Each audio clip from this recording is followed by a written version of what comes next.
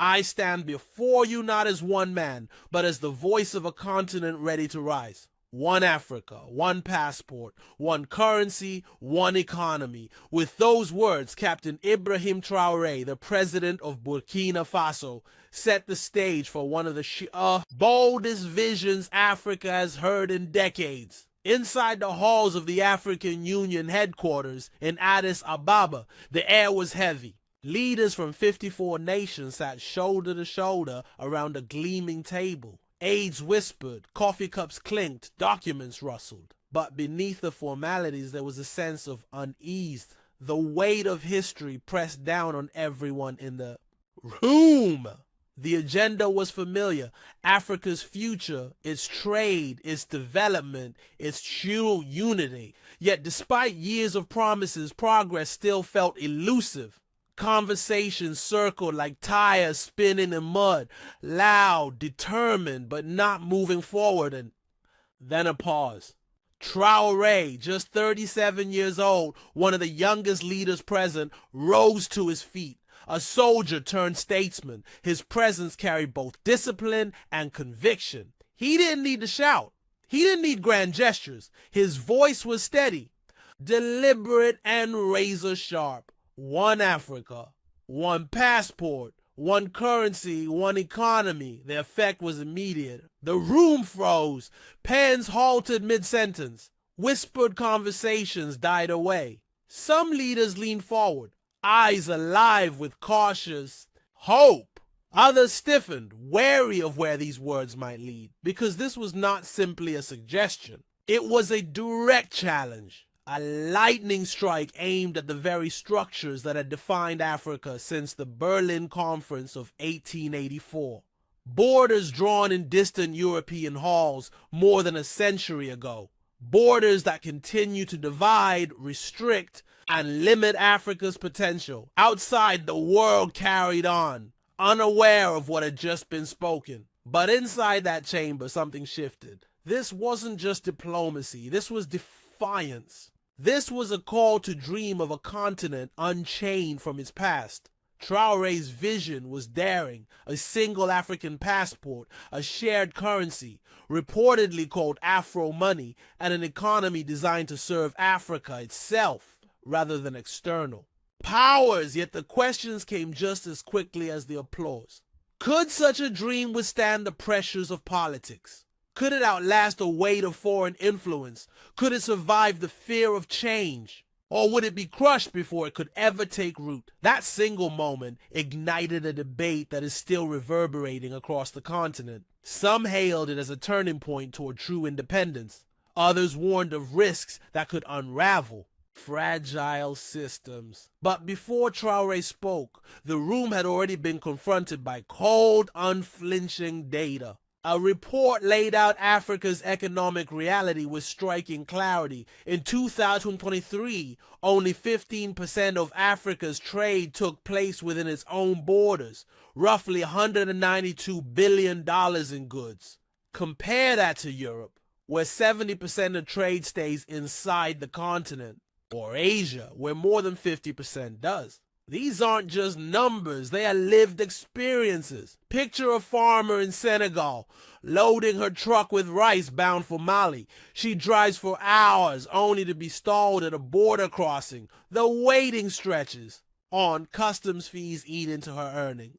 Converting money into another currency slices away more of her profit. By the time her rice reaches the market, she's barely breaking even. Her story is not unique. It is the reality faced by millions of Africans every single day. And it all traces back to those colonial-era borders, lines drawn in Berlin in 1884 by leaders who never set foot in the lands they divided.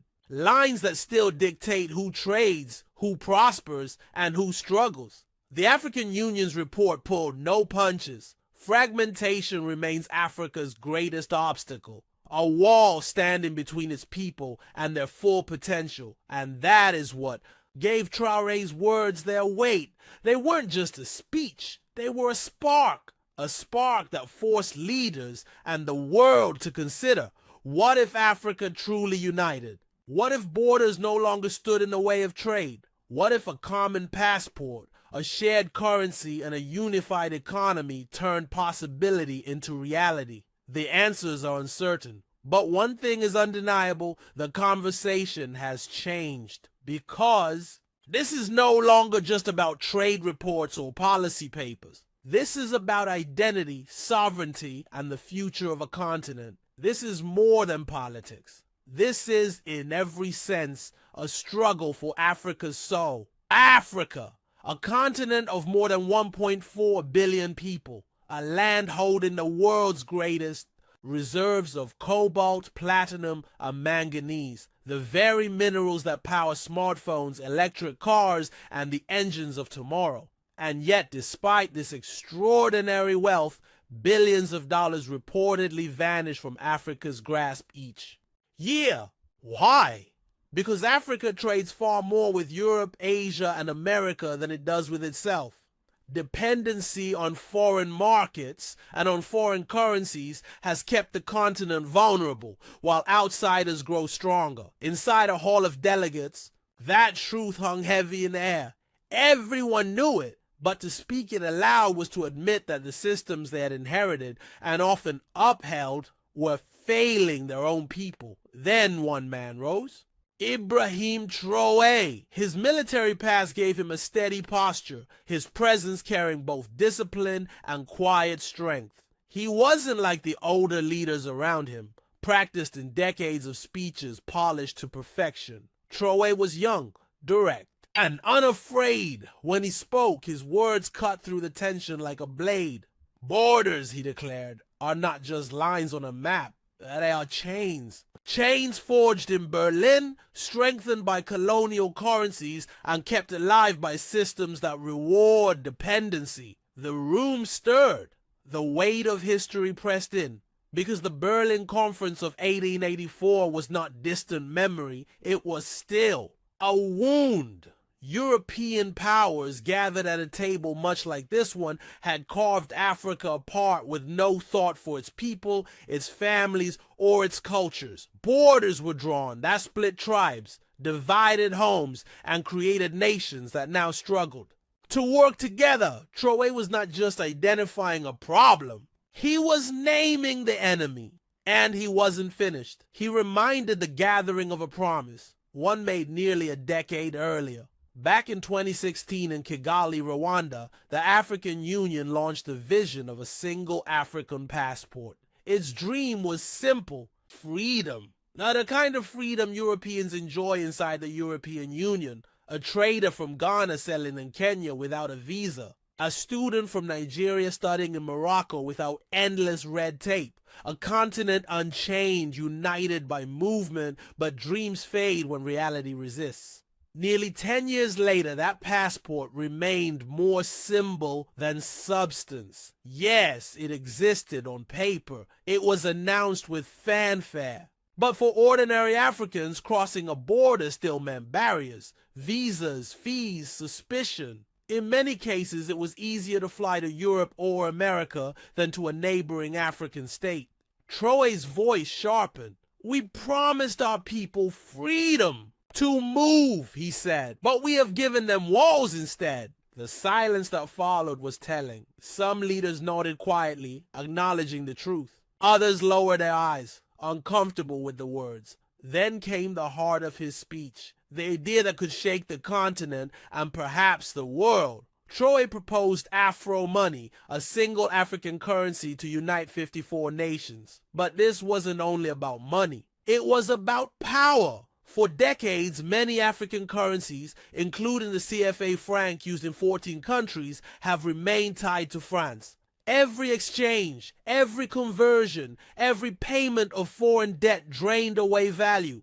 Africa's gold, oil, fertile lands, and minerals enriched others, while Africans bore the cost. Traoré painted a different picture. A currency backed not by Europe, not by America, but by Africa itself. Imagine Afro Money tied to the gold mines of Ghana, anchored to the oil fields of Nigeria, strengthened by the farmland of Ethiopia. Every customs fee, every exchange rate, Every artificial barrier between African nations, he warned, makes the continent weaker. Then, with a voice both steady and unyielding, he said, Afro Money is not a gesture. It is a shield. It is survival. It is dignity. The room reportedly buzzed with unease. Some heard hope. Others heard risk. But all of them understood one thing. An idea had just been spoken that could change the course of Africa's future. A single currency for 1.4 billion people. At first, it sounded like an impossible dream. But when Ibrahim Traoré spoke, he did. Not speak in vague hopes. He came armed with hard facts. He pointed to the numbers. Africa loses billions every year because no continent trades less with itself than this one. A paradox considering the wealth of its soil.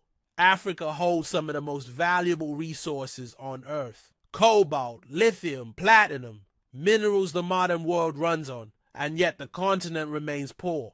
Numbers don't lie, he said. We can follow the map of Berlin, or we can build our own future. The chamber fell silent. His words cut like a blade. Around the table, some leaders leaned in, eyes bright with possibility. Others shifted uneasily, weighed down by the gravity of what a single African currency would mean. Such an idea was no small step. It meant surrendering national control. It meant confronting powerful nations, including France, whose influence still lingers. It meant risking the unknown, risking economic chaos. But Traoré's words had landed like a spark in dry grass. And sparks cannot be ignored. The silence shattered. The room erupted into noise. Voices collided, tempers flared, and suddenly the African Union revealed its fractures. One veteran leader, a man who had ruled for over 30 years, leaned into his microphone. His voice was deep, steady, edged with anger. This is reckless. He declared, a single currency means one authority. We fought for our independence. We will not give it up now. The weight of his words hung heavy. Across the continent, independence is more than policy. It is sacred. It was bought with blood, sweat, and sacrifice. To many, the idea of a shared currency felt like surrendering that hard-earned freedom. Another leader rose from a major economy in southern Africa. His tone was sharp, his objection technical but piercing. Our inflation is already out of control. A single currency without a unified policy is impossible. It is dangerous. The chamber fractured further, like glass under pressure. Some applauded Traoré, praising him for daring to say aloud what others only whispered in private. Others leaned into hushed conversations, worried about fragile banks, about economies collapsing, about foreign powers reacting with fury. Then came a jolt. A delegate shoved back his chair so hard it scraped against the marble floor. The sound echoed through the hall like a warning shot. He stormed out, footsteps sharp, followed by several others. Their departure was not just symbolic. It was a signal. Unity, it seemed, would not come without pain. The arguments grew louder, emotions raw. A minister from a small landlocked nation rose, voice trembling. We rely on foreign aid. If we challenge the system, what happens when that aid stops? But almost instantly, a leader from a coastal state shot back. Aid keeps us dependent. Afro Money could set us free. The debate was no longer about charts or policies. It had become something deeper, a clash of identity, of pride, of fear. Through the storm of arguments, Ibrahim Traoré remained unshaken. His military training showed in his posture, upright, composed, his eyes steady. He listened as his idea was called reckless, as others dismissed it as fantasy, as more leaders walked out. And yet he did not flinch. When the storm of voices finally broke into silence, Traoré leaned into his microphone once more. His words were few, but they cut like steel. If unity is dictatorship, he said, then chains must be freedom. The room froze. The argument had been turned upside down. Were these leaders truly defending sovereignty? Or were they clinging, to invisible chains, chains left behind by colonial systems still shaping Africa from the shadows. The debate had moved beyond economics. It was no longer about inflation rates or central banks. It was about morality, about whether Africa would remain bound by the past or dare to carve a new destiny. And even as the chamber remained divided outside its walls, Traore's words had already taken flight. In the bustling streets of Lagos, Nairobi, and Accra, his message began to spread on radio shows, in crowded markets, across social media. Africans were asking themselves the same question: is a single African currency a reckless gamble? Or could it be the first step toward true independence? It began with a phrase, short, sharp, unforgettable. If unity is dictatorship, then chains must be freedom. Shared first by young Africans on social media, it spread like sparks in the wind. What was once a sentence soon became a call to arms for hope. University students painted it in bold strokes of red and green across their campuses,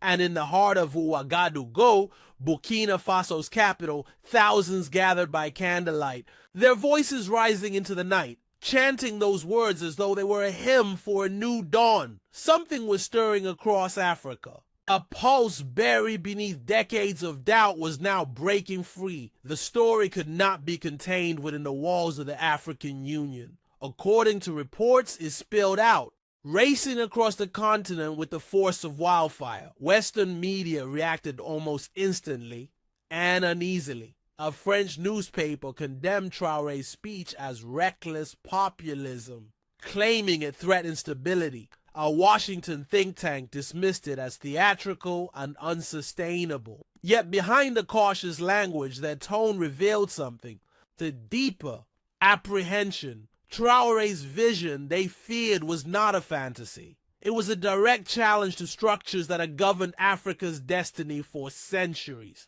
Inside Africa, however, the response felt electric. Social platforms erupted with debates. Young voices hailed Traore as more than a politician. They called him a hero, the embodiment of a generation that had grown weary of broken promises. In Dar es Salaam, students held vigils chanting, "One Africa, one money." In Accra, activists filled the streets, holding banners high that declared, "Afro Money means African freedom." The idea was no longer just Traore's. It was a movement, a wave rolling across borders, but not everyone was convinced. In Ivory Coast, bankers warned that leaving the CFA franc could ignite inflation and chaos. Politicians tied closely to Western powers called Afro Money a dangerous illusion, warning of sanctions, capital flight, and the collapse of fragile economies. The divide was sharp. For many, Traore's vision looked like liberation. For others, it was a gamble with everything at stake. And just as the debate risked losing momentum, a new voice rose above the noise. The Nigerian delegation, representing Africa's largest economy and a nation of more than 220 million people, asked to speak. Every eye turned. Nigeria is not simply a country. It is a continental giant, responsible for nearly 18% of Africa's GDP. Its stance could decide whether Traore's proposal lived or died. Then came the words, calm, steady, unmistakable. "We will not ignore the call for Afro Money." The Nigerian minister declared that his country was prepared to join a pilot program for a shared African currency. The chamber erupted. Applause thundered through the hall. Delegates rose to their feet. Some rushed forward to grasp the minister's hand. For the first time, Traore's dream was no longer an isolated cry in the wilderness. It had the backing of Africa's most powerful nation. Nigeria's decision was more than symbolic. It was transformative.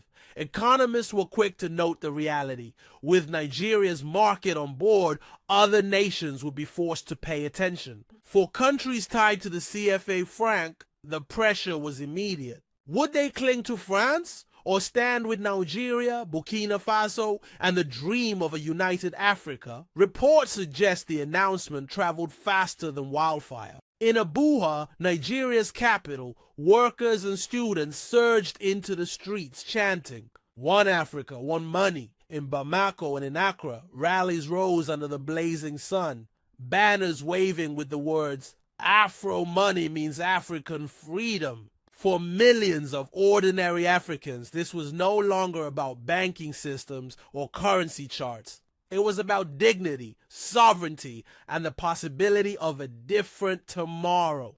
The surprise was in Traore's boldness. That had long been expected. The real twist was the nations, once hesitant, now stepping forward to carry the vision with him. As the African Union gathering drew to a close, Ibrahim Traoré was no longer seen merely as Burkina Faso's president. He had become something larger, a symbol of a new Africa. In Bamako and Banjul, murals of Traoré appeared overnight, painted alongside the legendary faces of Kwame Nkrumah and Nelson Mandela. In Lagos, university students lit candles in vigil, honoring his courage. Across the airwaves in Nairobi and Dar es Salaam, commentators debated, was Traoré becoming the voice of a continent tired of surviving, ready now to lead? Even abroad, the shift was impossible to ignore. Western headlines continued to brand him a radical. But in African diaspora communities, he was celebrated as a spark of long-awaited hope. In Paris, young Africans chanted his name through the streets. In London, community halls filled with discussions about his vision. To them, he was not just a leader, he was a signal. The flame of a generation's dream. Observers noted how his words had turned a closed-door debate into a worldwide movement. That night, the AU chamber emptied, but Traoré's message remained, echoing across borders. From Dakar to Addis Ababa, from Kigali to Cape Town, people began to speak of a future that suddenly felt within reach. Afro Money was not yet minted, but its idea burned bright, alive in the hearts of millions. Farmers envisioned borderless markets where their harvest could reach new buyers without limits.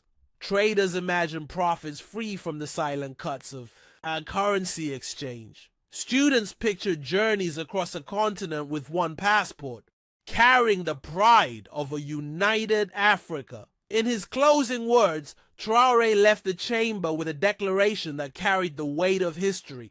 "We do not ask for permission to be free. We have risen to claim it." Those words were more than politics. They were a rebirth, a refusal to be bound by the lines carved in 1884, a promise to build a future crafted by African hands, with its own economy, its own voice, and its own destiny. This is not just a political story. It is a call to believe in Africa's awakening, to see a continent no longer bowed by its past, but standing tall for the future. And as millions now repeat, from streets to classrooms, from cities to villages, Africa is rising.